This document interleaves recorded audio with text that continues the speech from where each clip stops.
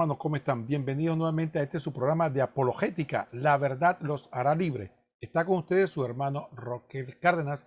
Como saben, nuestro hermano Adrián Castro está cumpliendo con una misión importante y eventualmente seguirá uniéndose con nosotros en este programa. Hoy vamos a abordar un tema interesante. Hoy vamos a hablar acerca de los alimentos impuros. Pero antes de empezar el programa del día de hoy, vamos a ponernos todos en la presencia de Dios. En el nombre del Padre, del Hijo y del Espíritu Santo. Amén. Padre nuestro que estás en el cielo, santificado sea tu nombre. Venga a nosotros tu reino. Hágase tu voluntad en la tierra como en el cielo. Danos hoy nuestro pan de cada día. Perdona nuestras ofensas, como también nosotros perdonamos a los que nos ofenden. No nos deje caer en la tentación y líbranos del mal. Amén. Dios te salve María, llena eres de gracia, el Señor es contigo. Bendita tú eres entre todas las mujeres y bendito es el fruto de tu vientre Jesús. Santa María, Madre de Dios, ruega por nosotros pecadores, ahora y en la hora de nuestra muerte. Amén. Gloria al Padre y al Hijo y al Espíritu Santo, como era en el principio, ahora y siempre, por los siglos de los siglos. Amén. En el nombre del Padre, del Hijo y del Espíritu Santo. Amén. Muy bien, hermanos. Hoy vamos a hablar de este tema interesante sobre lo que se llama los alimentos impuros. Efectivamente, esta es una curiosidad válida que puede surgir en medio de nosotros, porque efectivamente cualquier persona que lea el Antiguo Testamento, sobre todo el aspecto que tiene que ver con los primeros libros de la Biblia, que se llama el Pentateuco, ahí vamos a encontrar en el libro de Levíticos algunas regulaciones que efectivamente los hebreos guardaban y de manera muy fiel para cumplir con la antigua alianza. Y una de esas ordenanzas definitivamente era el tipo de alimento que podían comer. Había claras distinciones entre cómo preparar los alimentos, pero sobre todo qué alimentos se podían comer y qué alimentos no se podían comer. Entonces, como saben, viene la nueva alianza, se establece con Jesucristo y entonces a partir de ahí esas regulaciones de la antigua alianza, entre ellas el prohibir algunos alimentos, queda totalmente eliminada. Entonces queda la curiosidad, ¿qué pasó aquí? ¿Cómo se eliminó? ¿Qué sentido tiene esa eliminación y demás? Entonces hoy vamos a hablar sobre ese tema interesante. Quédese ahí con nosotros, permanezca, que vamos a tratar de la manera más breve posible poder abordar el tema de qué fue lo que pasó con este tema de los alimentos prohibidos que después ya en el Nuevo Testamento no lo está. Ahora, sin embargo, es importante hacer algunas aclaraciones. Esto no tiene nada que ver con el hecho de que algunas personas, por razones de salud o simplemente de gusto personal, se pueda abstener de un alimento u otro. Eso no tiene ninguna preponderancia, o por razones culturales o dietéticas, de salud, lo que quiera. Aquí lo que nos estamos refiriendo es desde el punto de vista espiritual, que en la antigua alianza se prohibían alimentos y se decía que comerlos era pecado en sí mismo. Y si eso es así, sigue siendo así, si es un pecado, si yo como algunos tipos de alimentos o si ya no es pecado per se, por sí mismo. Entonces, esto es lo que queremos abordar. No queremos, bajo ninguna circunstancia, pensar de que estamos alabando un tipo de estilo de alimentación u otro. Eso es algo muy personal y cada quien tiene sus propias razones. Lo que sí no podemos nosotros considerar que nuestra santidad depende de nuestra alimentación. Algunas otras personas pueden surgir algunas preguntas que quiero adelantarme para aclarar antes de entrar en el texto. Algunas personas entonces dicen, bueno, si todos los alimentos ya no hay prohibición, ¿por qué la Iglesia Católica prohíbe algunos alimentos? La Iglesia Católica no prohíbe algunos alimentos. La Iglesia Católica recomienda en algunos tiempos fuertes que se haga lo que se llama la abstinencia.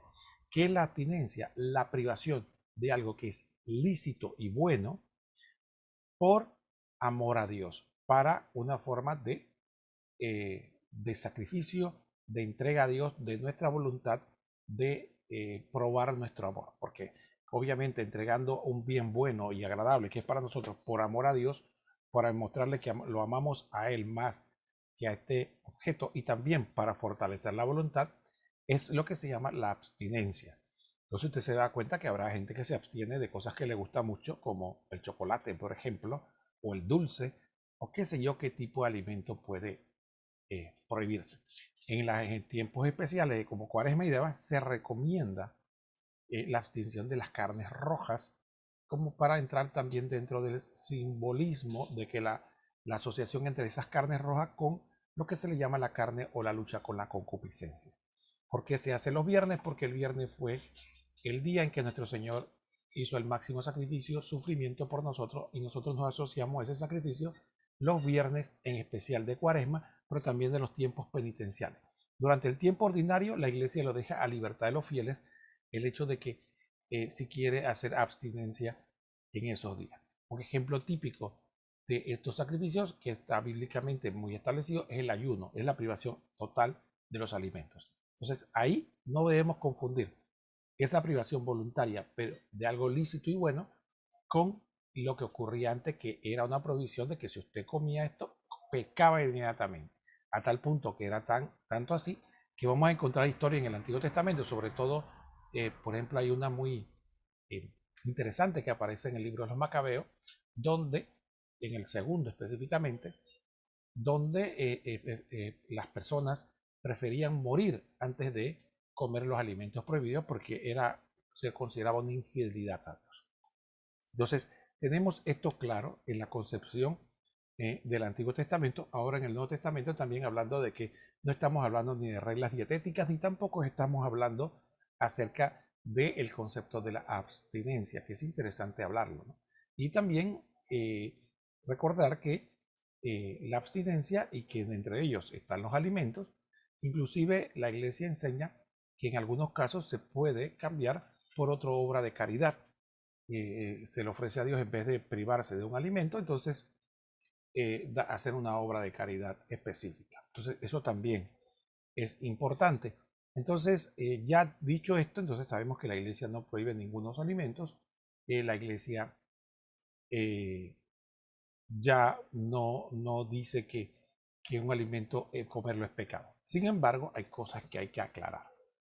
¿Cuándo puede ser que algo que yo ingiera o consuma es pecado? Cuando de manera flagrante hace daño a mi salud. Entonces ahí caemos en un pecado de gula, porque preferimos comer antes que salvaguardar un bien superior que es la salud corporal. Entonces, si podemos privarnos de ese alimento por la salud y no lo hacemos, estamos pecando de egoísmo también. Entonces ahí pecamos de gula, pecamos de egoísmo cuando consumimos cosas que nos hacen daño y lo sabemos. Y lo hacemos ahí también. Entonces, de cierta manera, la moral prohíbe, pero en función de las consecuencias del alimento que consumimos. También cuando excedemos en las comidas y bebidas, pecamos de gula. En el comer y el beber también hay pecados. Pero eso tampoco tiene que ver específicamente con el tema que decimos que aunque no peque de gula, aunque no le haga daño, aunque no sea por abstinencia, si usted en el Antiguo Testamento, bajo la ley, comía un alimento, aunque fuera un poquitito, estaba pecando y gravemente, estaba violentando la alianza. Entonces, ahora sí vamos a entrar en materia. Si eso, ¿por qué no está vigente? O si está vigente hoy día después de la venida de nuestro Señor Jesucristo. Bueno, tenemos que partir de una base. Vamos a empezar a explicar qué alimentos, en términos generales, no vamos a dar una clase de kosher aquí, o de los alimentos permitidos o no, según la ley judía, pero en términos generales podemos usar este texto que nos ilumina. El texto es Levítico 11 del 4-8 y dice así la palabra de Dios. Pero se abstendrán de comer los siguientes animales, a pesar de que tienen la pezuña partida o son rumiantes: el camello, el damán y la liebre, porque son rumiantes pero no tienen la pezuña partida. Y también el cerdo, porque tiene la pezuña partida pero no es rumiante. A este deberán considerarlo impuro, que no comerán la carne de estos animales ni tocarán sus cadáveres, sino que deberán considerarlos impuros. Levíticos 11 del 4 al 8. O sea, aquí vemos una connotación, para poner un ejemplo solamente, vemos la connotación de que el animal tenía que tener la pezuña partida y además ser rumiante. Cumplir esos dos requisitos, entonces no era un animal impuro. Entonces ponen ejemplos de lista de animales que no cumplen con las dos condiciones, y ahí el típico, que es el más común en nuestra sociedad, que es el cerdo. Tenemos también, en cuanto a los animales marítimos, generalmente se pedía de que fueran animales que tuvieran escamas. Eso era lo que se permitía bajo la ley comer. Los animales que no tenían escamas, por ejemplo, muy comunes en la dieta de muchos países, como los camarones, la langosta, etcétera, entonces no eran permitidos según la prohibición de la antigua ley. Ahora, ¿qué fue lo que pasó? Bueno, recordemos que cuando Jesucristo viene a establecer el nuevo pacto, no es un profeta cualquiera, es Dios hecho hombre. Y como Dios, el mismo legislador que estableció la antigua alianza es el mismo legislador que establece la nueva alianza. Por eso, como tal, él tenía toda la autoridad para cambiar, derogar, cambiar quiero decir modificar, derogar definitivamente, eliminar y establecer en el pacto lo que él quería. En el Antiguo Testamento podía derogar cosas, modificarlas o simplemente establecer unas nuevas. Como Dios, hecho hombre, como divino legislador, él tenía toda la potestad. A partir de ahí, nuestro Señor Jesucristo no estaba atado a tener que seguir las tradiciones antiguas, y él podía establecer un nuevo pacto con toda libertad y establecer qué es lo que había que hacer en ese nuevo pacto. Entonces, partiendo de esta concepción, entonces empecemos a ver qué nos dice el Nuevo Testamento sobre este tema. Empecemos diciendo que ya en el Nuevo Testamento se empieza a predicar claramente a las primeras comunidades, conforme a lo que las enseñanzas del Evangelio, que nosotros no estamos ya sujetos a la antigua ley como tal. Miren lo que dice, por ejemplo, Pablo en Romanos 7:4. Dice así la palabra de Dios: así pues, hermanos míos, también ustedes quedaron muertos respecto a la ley por el cuerpo de Cristo, para pertenecer a otro, a aquel que fue resucitado de entre los muertos, a fin que fructificáramos para Dios. Romanos 7:4. Claramente, nosotros morimos a la ley, quedamos separados de la ley gracias a la redención de nuestro Señor Jesucristo. Y ya nosotros no recibimos la gracia de Dios, el perdón, la justificación por el cumplimiento de la ley, ni tampoco por ser parte específicamente de un pueblo, como se daba por nacimiento, y a través de la circuncisión se entraba en el pueblo y se hacía acreedores de la promesa, parte del pacto y por lo tanto el cumplimiento. Ahora nosotros entramos a un nuevo pueblo de Dios a través del bautismo, somos parte del cuerpo de Cristo, pero pertenecemos a Él. Ya nuestra salvación depende de la fe en Él y la relación que tengamos con Él, y Él nos concede la gracia de la salvación. Entonces, por eso, entonces ya existe una nueva relación. Ahora, como muchas veces las personas se confunden, porque hay un texto en el Evangelio de Mateo, cuando está en el Sermón de la Montaña, donde Jesucristo le aclara al pueblo, en ese tiempo le estaba hablando no a los griegos, sino al pueblo judío, de que él no venía a abolir la ley y los profetas. Y eso es lo que significaba fundamentalmente que él no venía a establecer tabla rasa. ¿Sabes lo que es tabla rasa? Es cuando la gente va y deforesta un bosque y lo deja totalmente sin un solo árbol y deja solo la tierra. Eso le llaman tabla rasa. Él no venía a dejar piedra sobre piedra, a destruir todo. No. Él venía a traerle plenitud, es decir, a traer lo que se llama el espíritu de la ley. Venía a traer lo que se dio en la antigua alianza como una preparación para que llegara a la plenitud, que era la llegada del Hijo de Dios. Él venía. Por eso él dice: yo no vengo a derogar todo y vamos de borrón y cuenta nueva. Yo vengo a darle el sentido pleno que tiene el Antiguo Testamento, la interpretación auténtica de lo que obviamente está hablando Dios.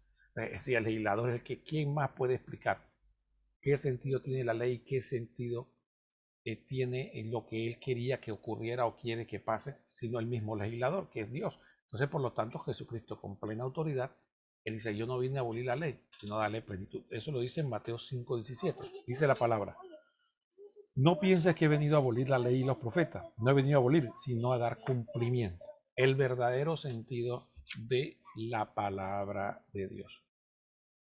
Entonces, en cuanto al tema que nos ocupa, vamos a empezar hablando de la espiritualidad de nuestro Señor Jesucristo. Entonces, ¿qué ocurre? En la antigua alianza y los fariseos era uno de los grupos más radicales que existía en esos momentos. La relación con Dios se circunscribía solamente, fundamentalmente, a prácticas externas. Había una serie de prácticas por las que se cumplía la ley y se perdió lo que se llama el espíritu. Ya no era una entrega del hombre a Dios a través de estas prácticas, sino simplemente cumplo con todo esto y como quien dice, no me molestes después. Ya yo vivo como me da la gana, ya yo le cumplo a Dios. Entonces esas prácticas externas se fueron llevadas al extremo a tal punto que ellos estaban más preocupados de lavarse las manos que lavar su corazón. Podían pecar de murmuración, de odio, de egoísmo, incluso de la misma maldad. Algunos fariseos hasta juraban matar a otro y no lo veían mal, pero sí veían mal, por ejemplo, comer sin lavarse las manos o comer algún tipo de alimento. Entonces, a partir de esa ideología totalmente torcida y que no era el espíritu del Antiguo Testamento, viene Jesús a poner orden y a establecer de que lo que Dios quiere es el cambio del corazón del hombre y que por lo tanto eso de no comer algo o dejar de comer no tiene relación directa con el cambio o la conversión del corazón. Y usa una frase muy insinuante al respecto que posiblemente muchos de nosotros la hemos escuchado, que es cuando él dice que no es lo que entra por la boca del hombre lo que lo hace impuro, porque el debate era, si como puerco soy impuro, si como con las manos sucias soy impuro. Entonces, ¿qué ocurre? Jesucristo dice, no, no es lo que entra por la boca lo que hace impuro al hombre, ojo, y que está hablando del punto de vista espiritual, sino lo que sale de la boca, porque de lo que sale de la boca es lo que abunda el corazón, y de la boca salen muchos pecados, las malas intenciones, del corazón sale todo eso, y eso es lo que Dios quiere purificar. Por lo tanto, lo esencial, lo importante, no es vigilar la dieta, sino vigilar qué hacemos con nuestro corazón, que está muchas veces inclinado al mal. Entonces Jesucristo lo dijo en Mateo 15, el 10 al 11. Luego llamó a la gente y le dijo, oigan y entiendan, no es lo que entra en la boca lo que contamina al hombre, sino lo que sale de la boca. Eso es lo que contamina al hombre. Mateo 15, el 10 al 11. Eso es lo que contamina al hombre, lo que sale de la boca, porque es lo que abunda el corazón. Sin embargo, por el privilegio, muchas veces nosotros damos cuenta de que Dios tiene todo establecido. Y cada vez que los apóstoles no entendían, nos hacían un favor a todos nosotros, porque permitían que Jesucristo ampliara la enseñanza que posiblemente era necesaria que se la ampliara para que todos entendieran o no hubiera duda al respecto. En ese sentido, los apóstoles cuando va Jesucristo a casa quedan con la duda, ¿qué es eso? Pero no crean que no solamente se trataba de que no tenían un entendimiento claro de la frase, porque es sencilla entender, no es lo que entra por la boca sino lo que sale de la boca es lo que abunda el corazón. Estaba claro, pero recuerden que era enseñanzas que se habían transmitido por siglos de padres a hijos, en el que la relación con Dios dependía mucho de la alimentación. Y por lo tanto, efectivamente, debían presentar algún grado de perplejidad. Para nosotros es natural, porque nosotros al contrario, tenemos generaciones de vida cristiana donde hemos aprendido lo que Jesucristo enseña, que no es lo que entra por la boca, pero para ellos sí, tiene que haber una perplejidad y una sorpresa. ¿Cómo es esto? Y ahora qué resulta ser que lo que hemos guardado durante todo este tiempo, entonces no sirve. Entonces Jesús viene y le hace la aclaración y le profundiza y le reafirma lo que le acaba de decir. Miren lo que dice Marcos 7, del 18 al 23, los versículos más adelante cuando Jesús le explica esto. Y le dice, con que también ustedes están sin inteligencia, no comprenden que todo lo que de fuera entra en el hombre no puede contaminarle, pues no entra en su corazón, sino en el vientre y va a parar al excusado. Así declaraba puro todos los alimentos. Y decía, lo que sale del hombre, eso es lo que contamina al hombre. Porque de dentro del corazón del hombre salen las intenciones malas, fornicaciones, robos, asesinatos, adulterios, avaricias, maldades, fraudes, libertinajes, envidias, injurias, insolencias, insensateces. Todas estas perversidades salen de dentro y contaminan al hombre. Marcos 7, 18 al 23. Bueno, aquí vemos un texto que nos podríamos sentar a analizar con más calma. Sin embargo, lamentablemente no disfrutamos de mucho tiempo. Entonces, queríamos simplemente citarlo. Vuelvo a recitarlo. Marcos 7, del 18 al 23. Anótenlo y léanlo con calma en casa. Y vean y mediten, no solo para el ámbito de este aspecto que estamos hablando de los alimentos impuros o no, sino también de un examen de conciencia de nuestra vida. A partir de ahí, vamos a entrar entonces a entender que Jesucristo ya vino por nuestro corazón y no por nuestro estómago, para hacer una analogía del tema. Entonces, efectivamente, no era importante, él no era gastroenterólogo, no estaba preocupado de si comíamos algo nos iba a hacer gases, nos iba a dar daño o si nos iba a afectar la salud. En ese momento lo prioritario era salvar el corazón, más bien era cardiólogo. Se preocupaba de que nuestro corazón estuviera puro, estuviera limpio, pero de pecado. Entonces, ahí viene Jesucristo a recargar que cumpliendo simplemente una dieta o unas reglas dietéticas no era lo que iba a cambiar el corazón del hombre. Entonces empieza la evangelización, el cambio de paradigma. Entonces ya no era cumplimiento de esas formalidades de la antigua alianza, sino que era una conversión integral del hombre, cambiar desde dentro hacia afuera. Entonces, por eso, ese concepto no fue fácil de cambiar. Efectivamente, cuando los apóstoles salen a predicar, encuentran mucha resistencia, sobre todo dentro de los mismos hebreos que fueron los primeros destinatarios del Evangelio. Y a partir de ahí, entonces, vamos a encontrar que se van a resistir a este cambio. Y entonces por eso cobran sentido frases que encontramos en la Biblia, donde se está machacando el hecho de que no es la comida ni la bebida lo que nos hace santo. No es más santo el que come comida saludable que el que no come comida saludable. La santidad depende de la transformación del corazón. Entonces, por eso San Pablo nos va a decir en 1 Corintios 8:8. No es ciertamente la comida lo que nos acerca a Dios, ni somos menos porque no comamos, ni somos más porque comamos. Entonces aquí vemos claro. Inclusive Pablo aplica esta misma concepción de que la comida, inclusive para los cuestionamientos que había sobre si los que tenían los griegos en este caso, ya no los hebreos, si lo que compraban en el mercado estaba contaminado porque había sido carne sacrificada a los ídolos. Hasta para ese concepto, Pablo aplica este mismo enseñanza de Cristo. Y recordemos que en la antigüedad, también en los templos paganos se ofrecían animales en sacrificio a los dioses paganos, y eso carne no se desperdiciaba. Alguna parte de ella iba a dar al mercado, a los carniceros, para venderla. Era parte de lo que las ganancias del templo pagano. Entonces vendía el animal para que fuera descuartizado y vendido en el mercado.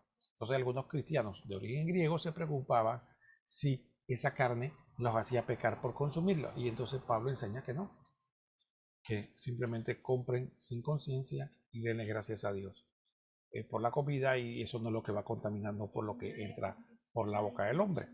Entonces vemos que incluso tenía connotaciones más amplias que las que estamos viendo con respecto a la ley judía. Ahora, miren, y esto lo vamos a ver en 1 Corintios 10, 25 al 26. Aquí es más específico Pablo y tenía que ver con las dos connotaciones. Ya le estaba explicando a los de origen judío que coman todo lo que ven en el mercado, no se preocupen ya. Este tema de las antiguas costumbres estaba pasada, pero también a los griegos con respecto a las dudas que tenían sobre la carne sacrificada a los ídolos, y hace una ampliación general, y como si nos dijera a nosotros, ya vayan al mercado y coman y compren, porque no es el pecado por la comida. Miren lo que dice 1 Corintios 10, 25, 26. Coman todo lo que venden en el mercado, sin plantearse cuestiones de conciencia, pues del Señor es la tierra y todo cuanto contiene. Entonces, estaba claro el hecho de que ya la comida, inclusive, como dijimos, el problema más moderno que era sobre la carne sacrificada a los ídolos que se daba ya en la diáspora de los cristianos, le quedó más que claro que la comida no era. Tanto es así que Pablo nos da una catequesis y nos dice, lo único que hay que preocuparse es de dar gracias a Dios por esa comida que nos otorga. Eso lo enseña en 1 Timoteo 4:4, dice, porque todo lo que Dios ha creado es bueno y no se ha de rechazar ningún alimento que se coma con acción de gracias. Entonces, efectivamente, entonces estábamos claros de que simplemente la acción de gracia, que como un excurso hacemos el comentario de que es algo que muy probablemente estamos perdiendo los católicos, de que la familia se reúna y ore junto y dé las gracias por el alimento, y uno individualmente cuando está comiendo solo también tomarse unos minutos para darle gracias a Dios cada vez que podemos comer algo como un don que Él nos otorga. Entonces sí, ese aspecto también como un excursus de lo que estamos hablando, es importante recordar, inculcarle a nuestros hijos en la acción de gracias ante los alimentos, y cuando estamos en familia y cuando estamos solos, darle gracias a Dios por lo que comemos.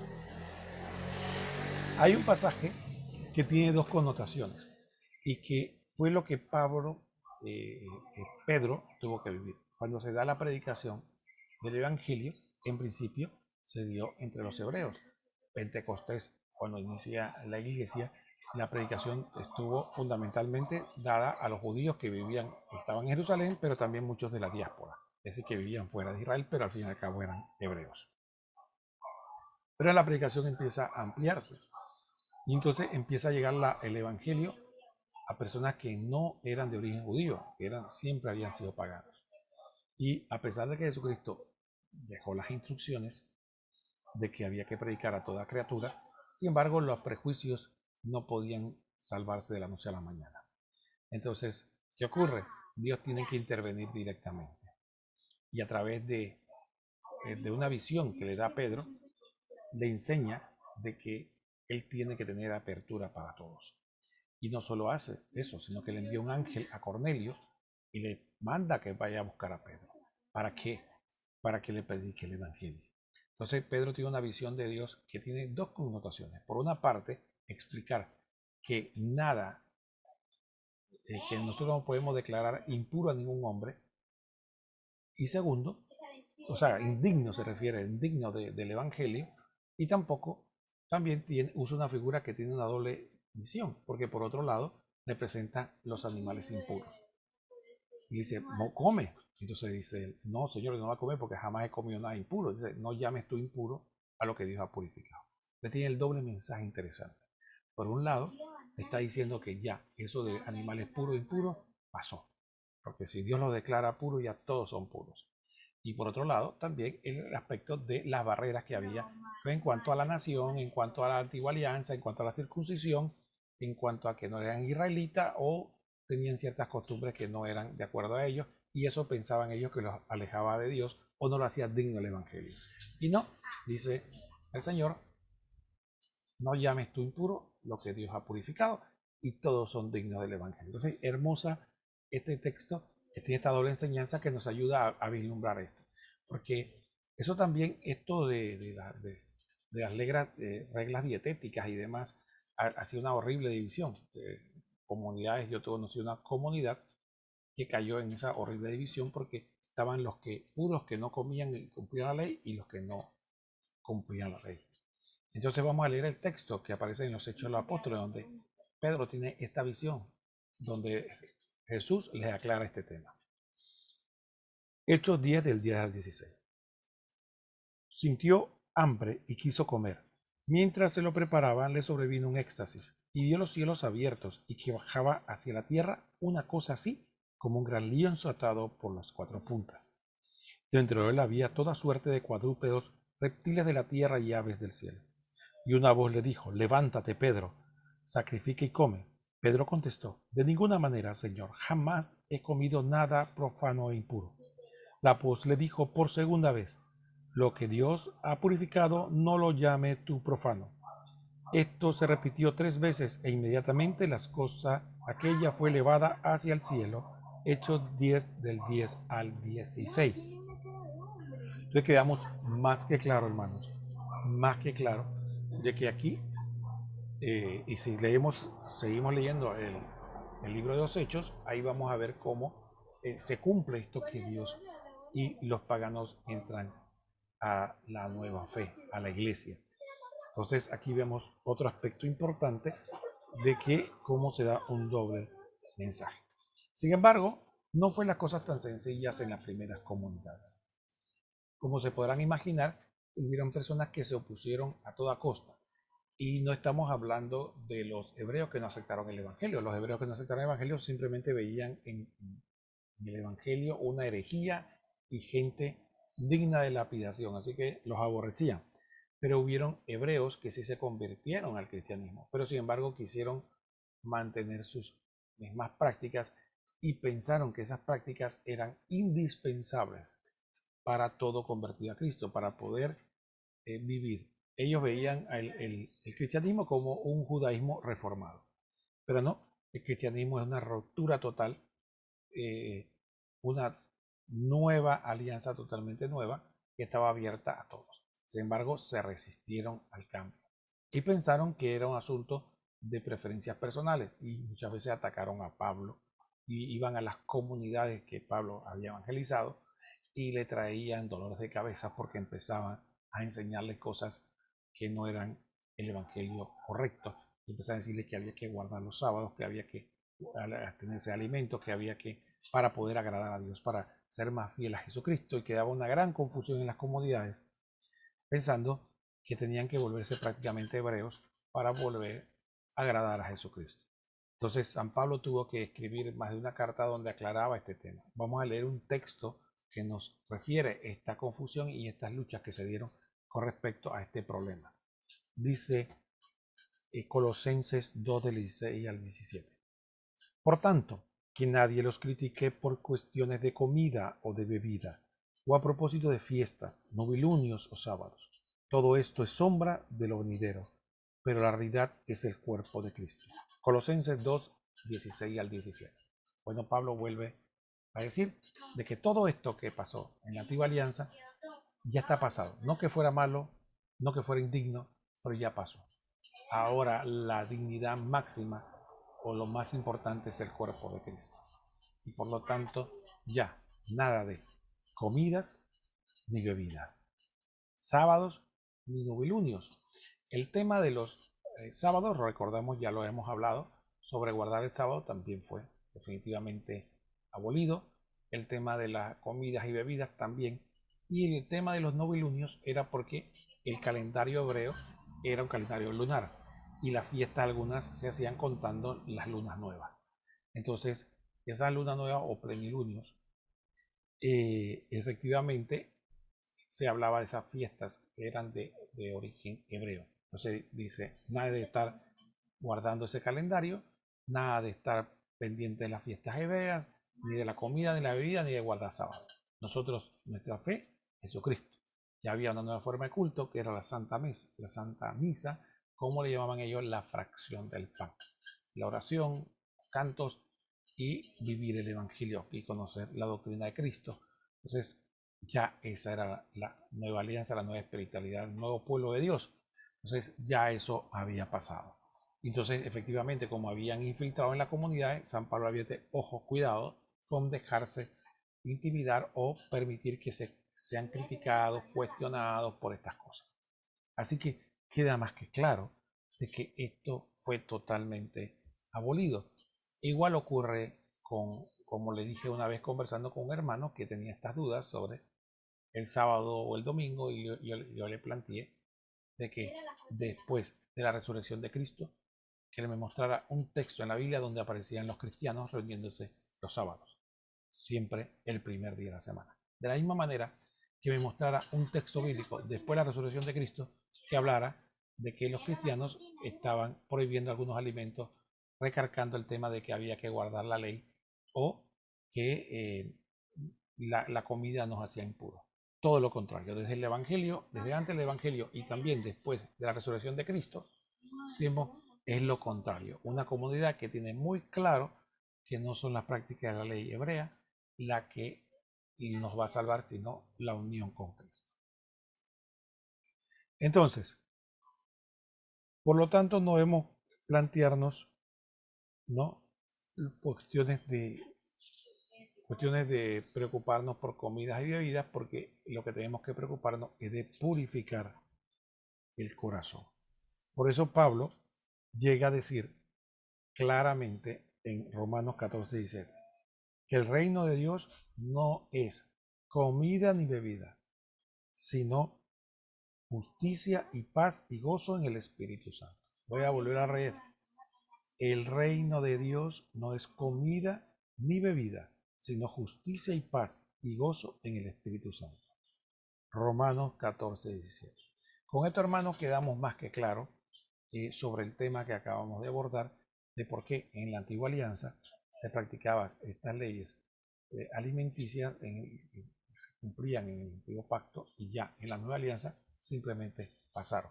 Fue como un preparatorio, una preparación, como dicen algunos padres, el pedagogo, el maestro, que llevó al pueblo y de Dios a la plenitud del encuentro con Cristo. Y entonces, a partir de ahí, se establece el pacto nuevo y definitivo. Y entonces, dentro de eso, ya esos aspectos que eran una sombra, simplemente quedan abolidos.